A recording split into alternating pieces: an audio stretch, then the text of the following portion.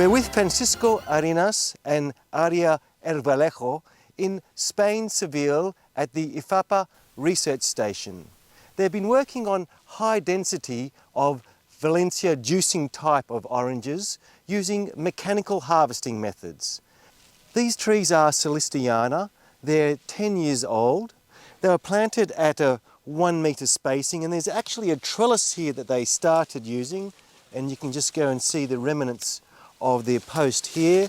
It's just a steel post they've got here with a couple of wires, probably to start the training, but they say now that they probably didn't need it at the time. Now, they didn't do too much hand pruning here, and as you can see, this resulted in the trunks going straight up, and there is some side branching, but there's a lot of branching up there. And the purpose of this is to run a mechanical harvest on it, over it.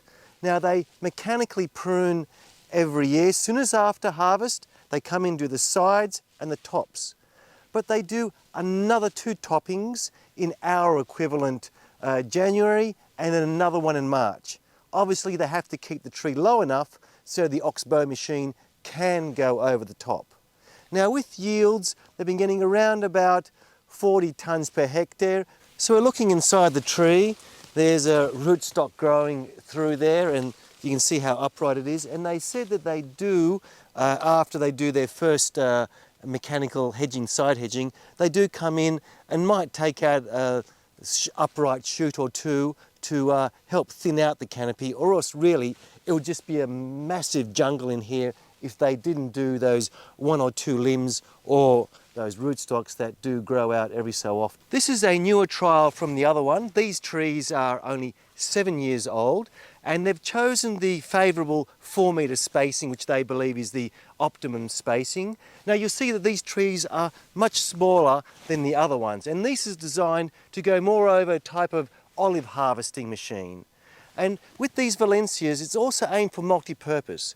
So what they're trying to do is they're first going to come through and pick the premium fruit by hand, and then after that, a month or so later or whatever, they're going to run the machine over to pick up the rest.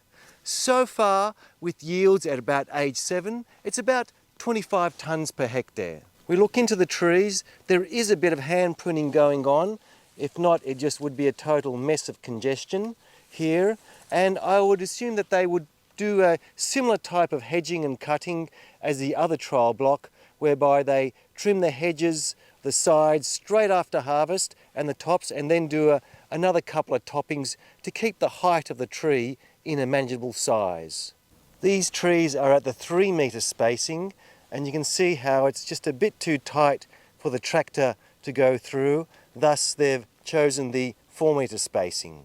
Rinoblocker lane lates that have been planted at 3.5 metres by about 1.5 metres. It's a very tight spacing here, and you might say, why are we doing lane lates? Well, the reason is that they're coming in doing manual harvesting of 1 or 2 or 3 harvests. Then after that, running the machine over to pick up the rest. The trees are, of course, maintained at a very low height for manual picking, and the trees are pruned a little bit each year, not very much, but a little bit each year, manual pruning to stop the insides of the tree getting too thick. But it's still the mechanical hedging year after year after year to maintain the row access.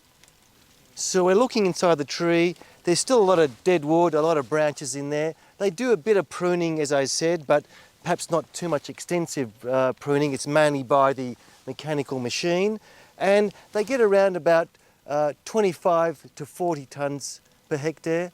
Due to the intensive hedging program that cuts off a proportion of the fruit-bearing wood each year, low to moderate yields have been experienced, and therefore this high-density mechanical hedging production system might not be suitable for Australian conditions.